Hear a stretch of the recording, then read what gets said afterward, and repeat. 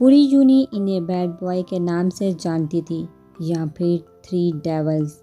इतनी ही रेपुटेशन खराब थी उनकी। अमीर तरीन अरबों के मालिक माँ बाप की बिगड़ी औलाद, ऊपर से तीनों शैतान सगे भाई। वो कौन सी बुराई थी जो इनमें मौजूद नहीं थी?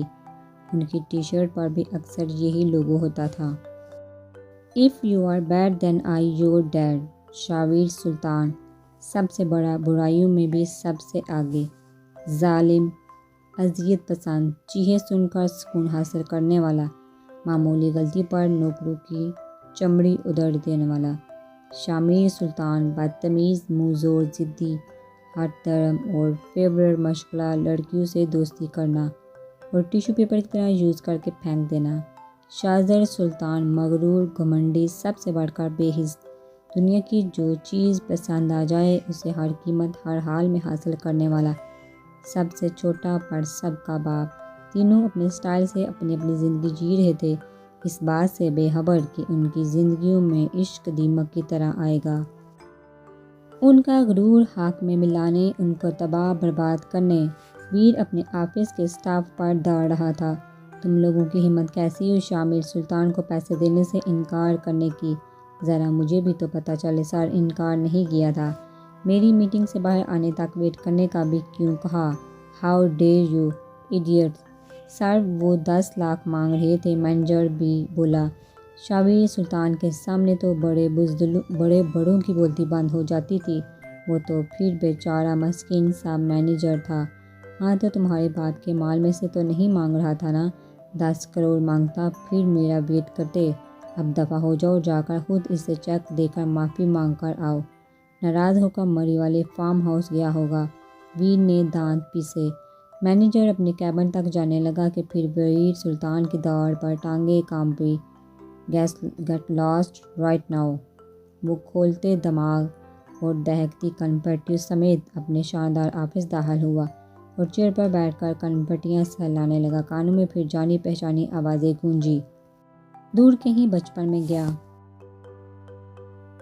शामीर और शाहज़र साइकिल से खेलते हुए गिर गए थे। वो भी पास ही फुटबॉल से खेल रहा था जब ज़ेब की आवाज़ कानों में गूंजी। वीर, ये क्या तरीका है? देखो, तुम्हारे दोनों भाई साइकिल से गिर गए हैं। इन्हें कितनी इंजरीज हुई हैं। तुम ऐसे कैसे? मैंने कितनी मर्तबा कहा है इनका ख्याल रखा करो, और तुम्हें ही इनका ख्याल रखना है हर हाल में। मैं चाहे हूँ तुम्हारे पास या फिर नहीं। और तुम्हें पता भी है कि बोर्डिंग जाओगे तो तुम सबसे बड़े हो, हमसे दूर रहोगे तीनों, तो वहाँ छोटों का ख्याल कौन रखेगा? ओके ज़ेब। वो गहरा मुस्कुराए और गाल का खूबसूरत डिम्पल वादिया हुआ। ये डिम्पल तीनों भाइयों ने ही अपनी माँ से चुराया था। मैं प्रॉमिस करता हूँ कि इन गधों का ख्याल रखूँगा, उससे भी ज़्यादा। वो कहता हंसता चला गया। जब आरजी भी उनके करीब आई, ज़ेब भी हंसने लगी। वो तीनों उनके पास आए जो साइकिल से गिरकर अब रोते बसोरते अभी सुल्तान मैंशन के तवील अर्ज लॉन की ज़मीन पर ही गिरे हुए थे। वीर ने समी को आवाज़ दी जो बाकर फर्स्ट एड बॉक्स लाया। वीर ने इनके इंजरीज पर सैनिटाइज़र लगाया। ज़ेब ने ऑइंटमेंट लगाई। अब वो तीनों भाई ज़ेब और आरजी के साथ लॉन में खेल रहे थे और इनकी खिलखिलाहटें पूरे सुल्तान मैंशन में गूंज रही थी। जब अचानक ही ये खिलखिलाहटें दलदोज़ चीखों और मातम में बदल गई। वीर ने जट वहशत से भरपूर सुरह आंखें खोली थी।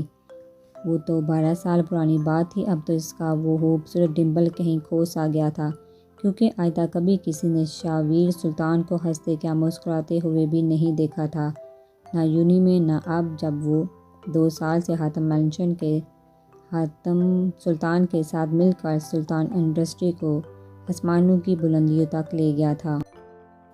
वीर सीधा हुआ, फ़ोन मिलाया। समी ने फ़ौरन अटेंड किया। समी, कुछ पता चला?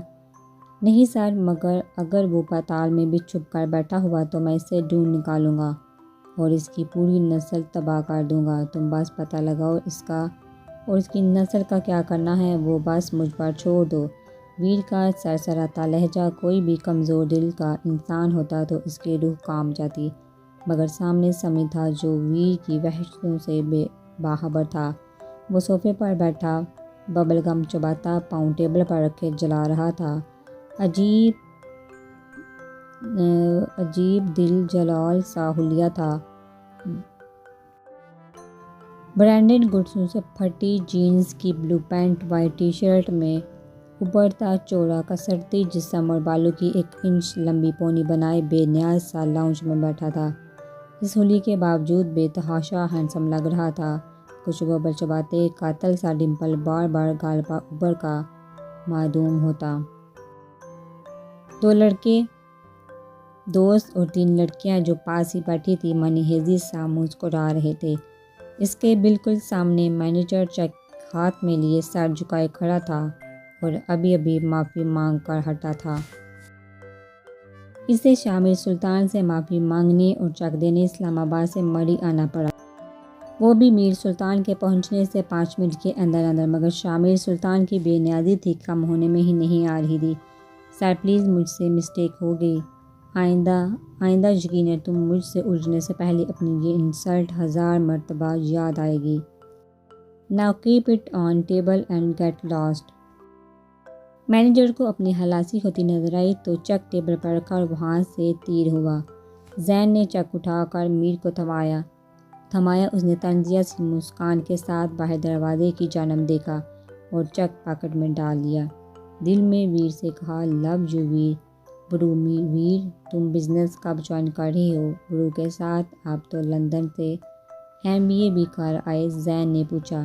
میں تو کہہ رہا ہوں جوائن کروں، پر ویر نے کہا ہے ابھی کچھ عرصہ لائف انجوائے کرو، ساری لائف پڑی ہے جنجٹو کے لیے۔ میر نے بے نیازی سے کندھے اچکا کر کہا۔ اوہ خدا ایسا بھی بگ سب کو دے، زین نے کہا تو میر ہنس دیا۔ ہاں واقعی یہ تو ہے۔ Okay let it go and start the party. شازر واٹ از دس یار؟ دانش چلایا۔ واٹ اب میں نے کیا کیا؟ شازر لاپرواہی سے بولا۔ یار میں نے ریتا والی بات تمہیں بتائی تھی کہ وہ مجھ میں انٹرسٹڈ ہے اور تم نے پوری یونی کو بتا دی، اس سے اتنی انسلٹ فیل ہوئی وہ اب یونی بھی نہیں آ رہی۔ ہاں تو کیا، ویسے تو بڑی حاجن بنتی ہے یہ بڑے لیکچر تم پہ انٹرسٹ لینے سے پہلے سوچتی، اب کیوں انسلٹ فیل ہوئی؟ ویسے بھی ان انگریزوں کے بیچ اسے کیا انسلٹ فیل ہونی ہے؟ وہ لندن میں اپنے بھائیوں کی طرح MBA کے لیے اس یونی میں تھا اور آقا آپی کے پاس رہتا تھا۔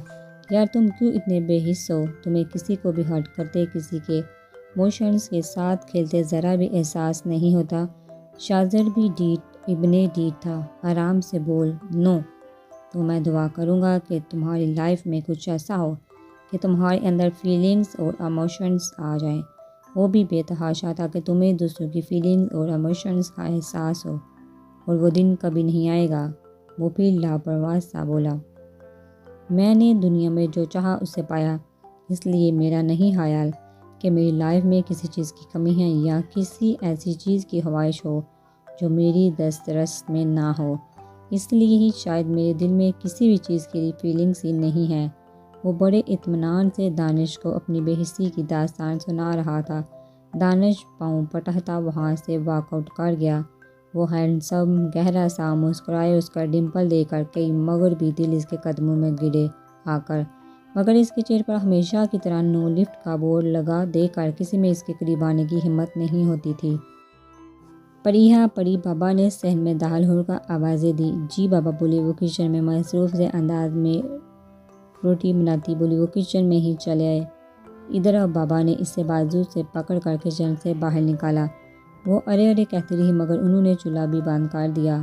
سیلری ملی آج جو میری گڑیا نے ضروری چیزیں لینی تھی مارکیٹ جا کے وہ لے کر آتے ہیں، اسی لیے جلدی آ گیا میں، اب چلو۔ مگر بابا کوئی اگر مگر نہیں، چلو میں نے تمہاری ماں کو بتا دیا ہے، ہم جا رہے ہیں، چلو اسکارف وغیرہ لے آؤ۔ اس نے سادہ سی فیروزی سوٹ پر اچھے سے اسکارف سے خود کو ڈھانپا اور حجاب لیا۔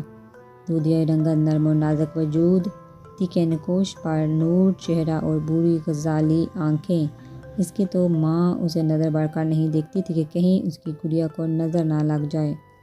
وہ گھر سے نکلے۔ بڑے سے شاپنگ مال کے سامنے حافظ سعید نے موٹر سائیکل روکی۔ بابا یہ وہ حیران ہوئی، اتنے مہنگے شاپنگ مال میں ان کا کیا کام؟ وہ جو تم نے مجھے کتاب بولی تھی وہ یہیں سے ملے گی، میں نے پتہ کیا ہے، اسی لیے پہلے میری گڑیا کی بک پھر کوئی اور چیز۔ اوکے۔ وہ بے تحاشا خوش ہوئی، دونوں اندر کی جانب بڑھے۔ آج شاویر اپنی ضروری چیزیں لینے مال آیا تھا۔ سمی سائے کی طرح اس کے ساتھ رہتا تھا، اسی لیے اب بھی ساتھ تھا۔ وہ اپنے لیے برانڈڈ واچ سلیکٹ کر رہا تھا جب گلاس کے اس پار نظر اٹھائی اور پلٹنا بھول گئی۔ وہ فیروزی سوٹ میں آسمان سے اتری کوئی پاکیزہ آسمانی مخلوق کی لگ رہی تھی۔ ایک بزرگ سے ساتھ تھے۔ شاویر کی نظریں اس پار سے ہٹ نہیں رہی تھی۔ وہ بڑی مصروفیت سے کتابیں دیکھنے میں مگن تھی۔ یوں لگتا تھا کہ فیری ٹیلز سے نکل کر کوئی فیری کتابوں میں اپنے پرنس کو ڈھونڈ رہی ہو۔ وہ ہمیشہ سے کسی ایسے چہرے کی تو تلاش میں تھا۔ بارہا اس کا اظہار خیال اپنے بیسٹ فرینڈ ساحر سے کر چکا تھا۔ اب ساحر اس کی تنہا اجاڑ زندگی کو دیکھ کر فکر مند ہوتا، اس سے شادی کرنے کا کہتا۔ ویر یہی کہتا کہ جس دن اسے کوئی ایسی مل گئی جسے پہلی نظر میں دیکھ کر وہ دوبارہ اسی سے نظر نہ ہٹا پائے، جسے پہلی نظر میں دیکھ کر اسے ایسا لگے کہ وہ صرف شاویر سلطان کے لیے ہے، شاویر سلطان کے لیے بنائی گئی ہے، تو وہ بالکل دیر نہیں لگائے گا اسے اپنا بنانے میں۔ شاویر کے دل کی دنیا تہ و بالا ہو رہی تھی۔ یوں لگتا تھا جیسے برسوں کے بھڑکتے سلگتے دل پر ٹھنڈے اوس کے چینٹے پھینکے گئے تھے، جیسے کسی بیمار کو بے وجہ قرار آیا ہو، جیسے تپتے صحراؤں میں باد نسیم چلی ہو۔ سمی نے اپنے مالک کی کسی ایک جگہ محویت نوٹ کی تو بڑی حیرت سے اس کی نظروں کے تعاقب میں گلاس کے پار دیکھا۔ ایک نظر دیکھا، فوراً نظر ہٹائی، دل میں شکر ادا کیا کیونکہ اپنے مالک کی 26 سالہ زندگی میں وہ پہلی مرتبہ اسے کسی لڑکی کو گھرتے دیکھ رہا تھا۔ نہیں تو ویر تو اسے انسان لگتا ہی نہیں تھا، کوئی مشین یا پھر انتقام کا بھڑکتا آگ کا گولا۔ سمی ویر نے پکارا، جی سر، حکم۔ وہ سامنے لڑکی دیکھ رہے ہو؟ فیروزی سوٹ میں، شاید اپنے بابا کے ساتھ ہے۔ جی سر، دیکھ لی ہوں۔ مجھے اپنے آفس پہنچنے سے پہلے اس کی ڈیٹیلز اپنے ٹیبل پر چاہیے، سمجھ رہے ہو نا؟ جی سر، ہو جائے گا۔ اب شاویر ہر کام چھوڑ کر اطمینان سے اپنی جیکٹ میں ہاتھ ڈالے اسے دیکھنے میں مصروف تھا۔ باجی، اس کتاب کا سٹاک تو ختم ہو گیا یہاں سے بھی۔ وہ شارٹ ہوئی ہے کتاب، مگر ہمارے پاس اور موجود ہے سٹاک، اب کل 10 بجے دوبارہ آ جانا لینے، دکاندار نے کہا۔ پریہ کے چہرے پر سخت مایوسی چھائی، اور اس چہرے کی یہ مایوسی کسی سے چھپی نہ رہ سکی، کسی سے چھپی نہ رہی بلکہ اسے بے چین کر گئی۔ بابا اب کیا کریں؟ وہ روحان سی ہوئی۔ کوئی بات نہیں بیٹا، جہاں اتنے دن صبر کیا وہاں ایک دن اور سہی، کل سنڈے ہے، ویسے بھی میں تمہیں 10 بجے ہی لے آؤں گا۔ اوکے بابا، چلے۔ پھر وہ بابا کے ساتھ وہاں سے نکلتی چلی گئی۔ شاویر سلطان کی نظروں نے دور تک اس کا تعاقب کیا، وہ مبہم سا مسکرایا۔ اسے سمی نے بے حد حیرت سے برسوں بعد اس کا وہ ڈمپل دیکھا جو بچپن کے ویر کے ساتھ کہیں کھو سا گیا تھا۔ سمی فوراً ان کے پیچھے باہر کی طرف لپکا۔ ان کے جانے کے بعد وہ کتابوں کی شاپ پر آیا، اور بھلا شاویر سلطان کو وہاں کون نہیں جانتا تھا۔ جی سر، حکم۔ وہ لپک کر اس کے استقبال کو باہر آیا۔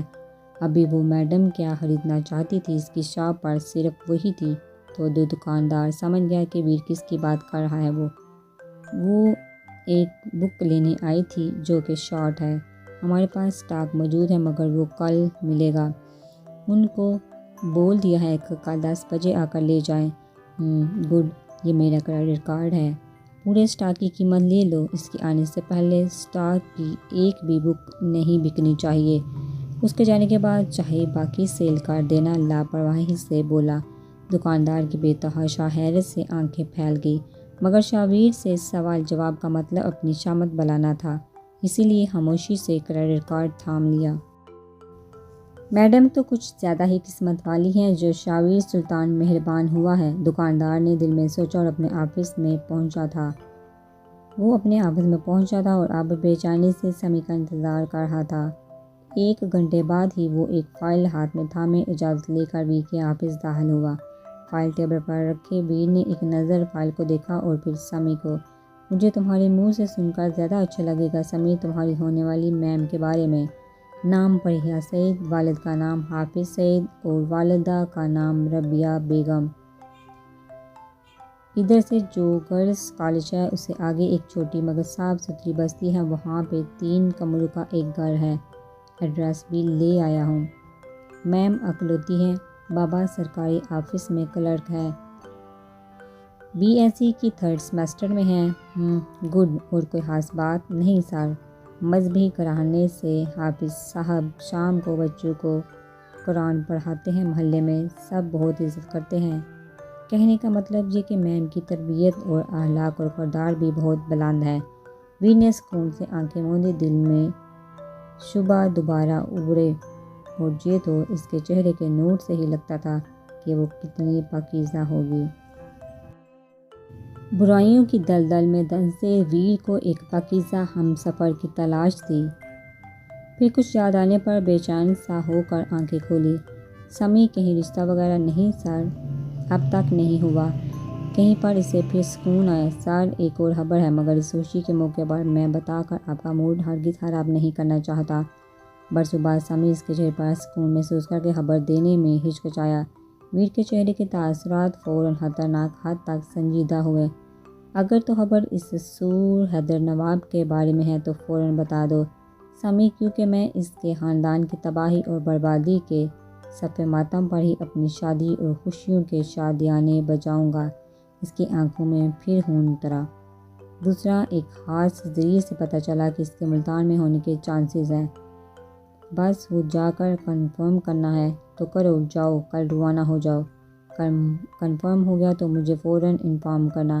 میں جلد از جلد اپنے دل میں لگی اس آگ کو ٹھنڈا کرنا چاہتا ہوں۔ اس کے بعد ہی پریہ سے رشتہ جوڑوں گا، ہر درد سے، ہر تکلیف سے نکل کر۔ اوکے سر، وہ کہتا چلا گیا۔ ویر کی آنکھیں پھر لہو رنگ ہوئیں۔ وہ لاؤنج میں داخل ہوا تو روپ سلطان اور حاتم سلطان چائے پیتے ہوئے کسی بات کو ڈسکس کر رہے تھے۔ اسے آتا دیکھ کر روپ کے چہرے پر مہربان سی مسکان نے احاطہ کیا۔